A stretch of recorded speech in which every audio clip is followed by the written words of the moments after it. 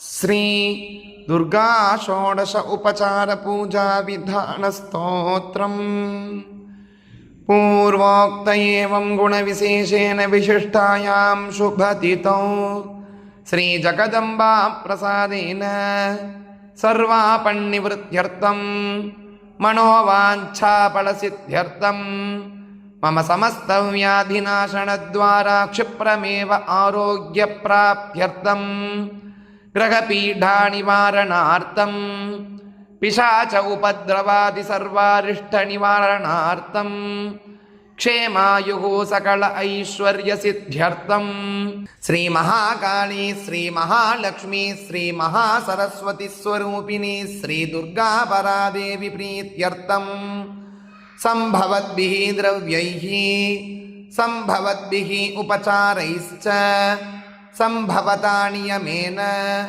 संभविता प्राकारेण श्रीसूक्तविधानेन यावक्षत्ति ध्यान आवागणादि षोडश उपचार पूजां करिष्ये।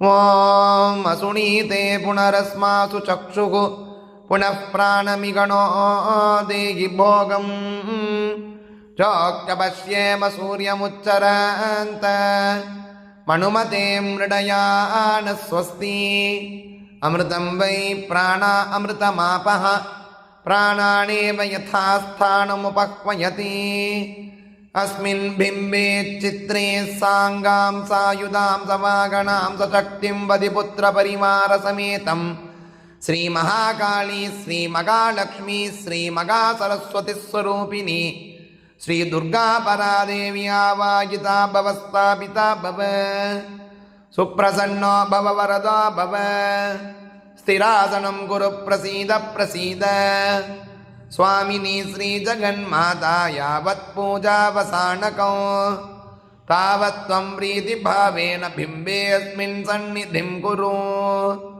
ध्यानम् खड्गं चक्रगदेषु चापपरिकान् शूलम्बुशुण्डीं शिरः शङ्खं सन्ददतीं करैस्तृणयनां सर्वाङ्गभूषावृतां नीलाश्मस्य द्विमास्य पाददशकां सेवे महाकालिकां यामस्तौ स्वपिते अरौ कमलजो अन्तुं मधुं कैटभम् अक्षस्रक् परशो गतेषु कुलिसं पद्मं धनुः कुण्डिकां दण्डं शक्तिमसीं च चर्म जलजं घण्टां सुराभाजनम् शूलं पाशसुदर्शने च ददति हस्तैः प्रवालप्रभां सेवे सैरिभमर्दिनीमिगमगा लक्ष्मीं सरोजस्थितां घण्टाशूल अलानि शङ्खमुसले चक्रं धनुस्सायकम् हस्ताब्जैर्ददतीं घनान्तविलसच्छीतां सुतुल्यप्रभां गौरीदेकसमुद्भवां त्रिजगताम् आधारभूतां महा पूर्वामत्र सरस्वतीं मनुभजे शुम्भादिदैत्यार्थिनां सिंहस्ता शशिशेखरा मरकतप्रज्ञैश्चतुर्भिर्भुजैः शङ्खं चक्रधनुःशरां सदधती नेत्रैस्त्रिभिः शोभिता आमुक्ताङ्गद आरकङ्कणरणत् काञ्चीरणन्नूपुरा दुर्गा दुर्गति आरिणी भवतु नो रत्नोल्लसत्कुण्डला। ॐ श्रीमहाकाली श्रीमहालक्ष्मी श्रीमहासरस्वती स्वरूपिणी श्री दुर्गा परादेव्यै नमः ध्यायामि। हिरण्यवर्णां हरिणीं सुवर्णरजतस्रजां चन्द्रां हिरण्मयीं लक्ष्मीं जातवेदो ममावग आगच्छ वरदे देवी दैत्यदर्पविनाशिनी पूजा मृगान्नसुमुखी नमस्ते शङ्करप्रिये। ॐ श्री दुर्गा परादेव्यै नमः आवाहयामि तां महावगजातवेदो लक्ष्मीं मणभगामिनीं यस्यां हिरण्यं विन्देयं गामश्वं अनेकरत्नसंयुक्तं नानामणिगणान्वितम् इदं ये ममयं दिव्यमासनं प्रतिगृह्यताम्। ॐ श्री दुर्गा परादेव्यै नमः नवरत्नखचितसुवर्णसिंहासनं समर्पयामि। अश्वपूर्वां रथमध्याम् अस्तिनादप्रबोधिनीं श्रियं देवीमुपक्वये श्रीर्मा देवी जुषताम् गङ्गादिसर्वतीर्थेभ्य आनीतं तोयमुत्तमा पाद्यार्थं ते प्रदास्यामि गृगाण्डपरमेश्वरी ॐ श्रीदुर्गापरादेव्यै नमः पादयोगोपाद्यं समर्पयामि कांसोऽस्मितां हिरण्यप्राकाराम् आर्द्रां ज्वलन्तीं तृप्तां तर्पयन्तीं पद्मे स्थितां पद्मवर्णां दामिकोपक्वये श्रियं गन्धपुष्पाक्षदैर्युक्तमध्यं सम्पादितं मया मृगाणत्वं मगादेवी प्रसन्ना भव सर्वदा ॐ श्रीदुर्गापरादेव्यै नमः हस्तयोगार्घ्यं समर्पयामि चन्द्रां प्रभासां यशसा ज्वलन्तीं श्रियं लोके देवजुट्टामुदारां तां पद्मिनीमिं शरणमगं प्रपद्ये लक्ष्मीर्मेणस्य तां त्वां वृणे कर्पूरेण सुगन्धेन वासितं स्वादु शीतलो तोयमाचमणय्यार्थं गृगाण्डपरमेश्वरी ॐ श्रीदुर्गापरादेव्यै नमः मुखे आचमनीयं समर्पयामि कापिलं दधिकुन्देन्दुधवलं मधुसंयुतं स्वर्णपात्रस्थितं देवि मधुपर्कं गृगाणभूः ॐ श्रीदुर्गापरादेव्यै नमः मधुपर्कं समर्पयामि पयोदधिकृतं चैव शर्करा मधुसंयुतं पञ्चामृतं मया नीतं स्नानार्थं प्रतिगृह्यताम् ॐ श्रीदुर्गापरादेव्यै नमः पञ्चामृतस्नानं समर्पयामि आदित्यवर्णे तपसोऽधिजातो वनस्पतिस्तववृक्षोऽथ बिल्वः तस्य फलानि तपसानुदन्तु मायान्तरायाश्च भाग्या लक्ष्मीगे शुद्धं यत्सलिलं दिव्यं गङ्गाजलसमं स्मृतं समर्पितं मया भक्त्या स्नानार्थं प्रतिगृह्यताम् ॐ श्रीदुर्गापरादेव्यै नमः शुद्धोदकस्नानं समर्पयामि स्नानानन्तरं शुद्ध आचमनीयं समर्पयामि उपैतु मां देवसखकीर्तिश्च मणिनासका प्रातुर्भूतोऽस्मि राश्रेऽस्मिन् कीर्तिमृद्धिं ददातु मे अभिवस्त्रां सुवसनाम् हर्षाभिर्धेनुः सुगताः पूयमानः अभिचन्द्राभर्तवेनो हिरण्याभ्यश्वान् गतिनो देव सोम पट्टयुग्मं मया दत्तं कच्छुकेन समन्वितो परिधेयि कृपां कृत्वा मातर्दुर्गार्तिनाशिनी ॐ श्रीदुर्गापरादेव्यै नमः वस्त्रयुग्मं समर्पयामि क्षुत्पिपासामलां ज्येष्ठां लक्ष्मीर्नाशयां यगो अभूतिमसमृद्धिं च सर्वाण्युर्वद मे गृगा सौभाग्यसूत्रं वरदे सुवर्णमणिसंयुतो कण्ठेऽर्पयामि देवेशि सौभाग्यं देहि मे सदा ॐ श्रीदुर्गापरादेव्यै नमः सौभाग्यसूत्रं समर्पयामि गन्धद्वारान्धुराधर्षान् नित्यपट्टाङ्गरीशनी ईश्वरीकं सर्वभूतानां त्वामिकोपक्वये श्रियो श्रीकण्ठं चन्दनं दिव्यं गन्धाढ्यं सुमनोहरं विलेपनं सुरश्रेष्ठचन्दनं प्रतिगृह्यताम् ॐ श्रीदुर्गापरादेव्यै नमः चन्दनं समर्पयामि हरिद्रारञ्जिते देवी सुखसौभाग्यदायिनी तस्मात् त्वां पूजयाम्यत्र सुखं शान्तिं प्रयच्छ मे ॐ श्रीदुर्गापरादेव्यै नमः हरिद्राचूर्णं समर्पयामि कुङ्कुमं कामदं दिव्यं कामिनी कामसम्भवा कुङ्कुमेनार्चिता देवी कुङ्कुमं प्रतिगृह्यताम् ॐ श्रीदुर्गापरादेव्यै नमः कुङ्कुमं समर्पयामि सिन्दूरमरुणाभासं जपाकुसुमसन्निभा अर्पितं ते मया भक्त्या प्रसीद परमेश्वरी ॐ श्रीदुर्गापरादेव्यै नमः सिन्दूरं समर्पयामि चक्षुभ्यां गज्जलं रम्यं शुभगे शान्तिकारक कर्पूरज्योतिमुत्पन्नं गृगाण्डपरमेश्वरी ॐ श्रीदुर्गापरादेव्यै नमः कज्जलं समर्पयामि मनसः काममागूदिं वाचः सत्यमचीमगी पशूनारूपमण्डस्य मयि श्रीश्रयतां यतः हारकङ्कणकेयूरमेखलाकुण्डलादिभिः रत्नाढ्यं हीरकोपेतं भूषणं प्रतिगृह्यताम् ॐ श्रीदुर्गापरादेव्यै नमः आभरणानि समर्पयामि कर्धमेन प्रजा भूता मयि सम्भव कर्धमा श्रियं वासय मे कुले मातरं पद्ममालिनी माल्यादीनि सुगन्धीनि मालत्यादीनि भक्तितः मया हृतानि पुष्पाणि पूजार्थं प्रतिगृह्यताम्। ॐ श्री दुर्गापरादेव्यै नमः। पुष्पमालां समर्पयामि। ॐ दुर्गायै नमः। पादौ पूजयामि। ॐ गिरिजायै नमः। गुल्पौ पूजयामि। ॐ अपर्णायै नमः। जानुनी पूजयामि। ॐ हरप्रियायै नमः। ऊरु पूजयामि। ॐ पार्वत्यै नमः। कटिं पूजयामि। ॐ आर्यायै नमः। नाभिं पूजयामि। ॐ जगन्मात्रे नमः। उदरं पूजयामि। ॐ मङ्गलायै नमः। कुक्षिं पूजयामि। ॐ शिवायै नमः। हृदयं पूजयामि। ॐ महेश्वर्यै नमः। कण्ठं पूजयामि। ॐ विश्ववन्द्यायै नमः। स्कन्धौ पूजयामि।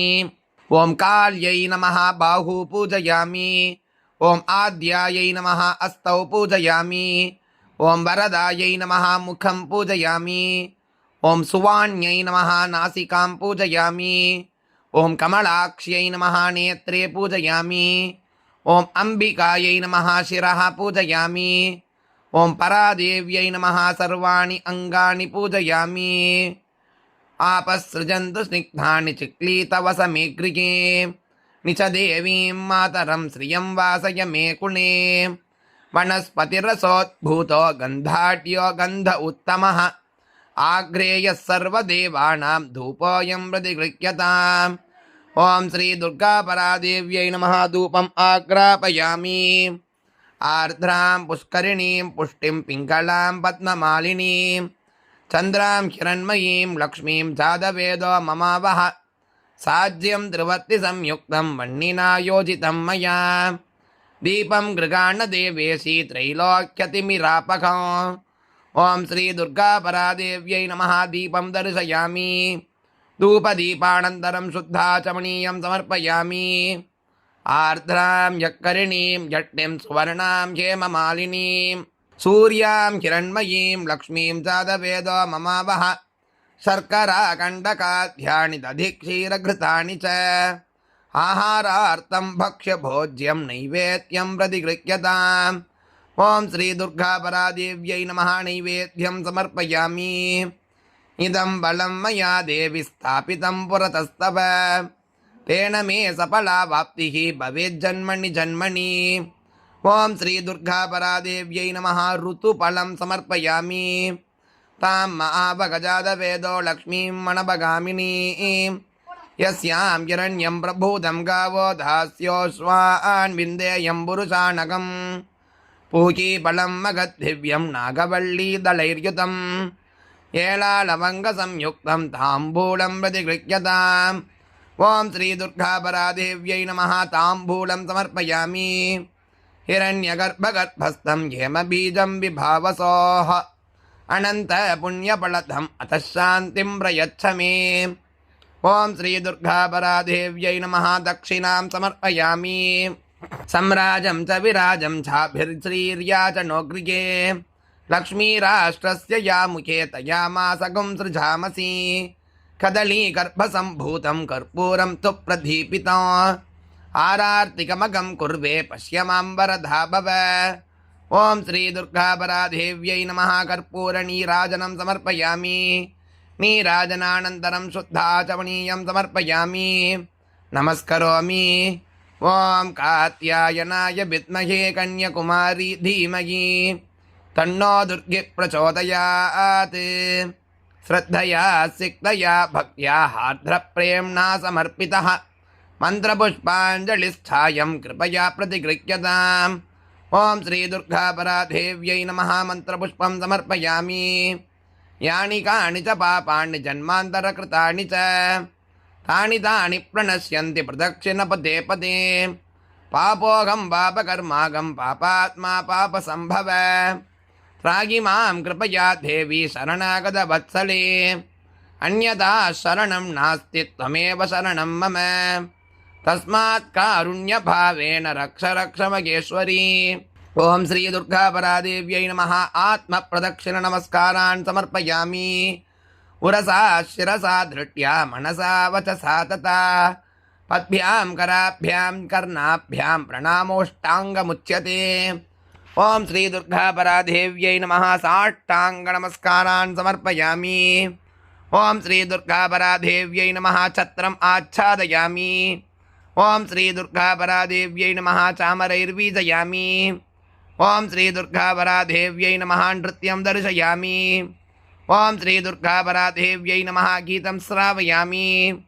ओम श्री दुर्गापरादेव्यै नमः आन्दोलिकान् आरोगयामि। ओम श्री दुर्गापरादेव्यै नमः अश्वान् आरोगयामि। ओम श्री दुर्गापरादेव्यै नमः गजान् आरोगयामि। यद्यद्द्रव्यम् अपूर्वं च पृथिव्याम् अतिदुर्लभं देवभूपार्कभोग्यं च तद्द्रव्यं देवि गृह्यताम्। ओम श्री दुर्गापरादेव्यै नमः समस्तराज्ञी उपचारान् देव्यै उपचारान् समर्पयामि। या देवी मधुकैटभप्रमथिनी या मागिषोन्मूलिनी या ध्रूम्रेक्षणचण्डमुण्डशमनी या रक्तबीजाशिनी या शुम्भादिनिशुम्भदैत्यधमनी या सिद्धलक्ष्मीपरा सा चण्डी नवकोटिशक्तिसहिता मां पातु विश्वेश्वरी। अपराधसहस्राणि क्रियन्ते कर्निशं मया दासोऽयमिति मां मत्वा क्षमस्व परमेश्वरी। आवागनं न जानामि विसर्जनं पूजां चैव न जानामि क्षम्यतां परमेश्वरी। मन्त्रहीनं क्रियाहीनं भक्तिहीनं सुरेश्वरी। यत्पूजितं मया देवि परिपूर्णं ददस्तु मे। अनया श्रीसूक्तविधानेन ध्यान आवागनादि षोडशोपचारपूजनेन भगवती सर्वात्मिका श्रीमहाकाली श्रीमहालक्ष्मी श्रीमहासरस्वती स्वरूपिणी श्री दुर्गापरादेवी सुप्रीता सुप्रसन्ना वरदा भवन्तु।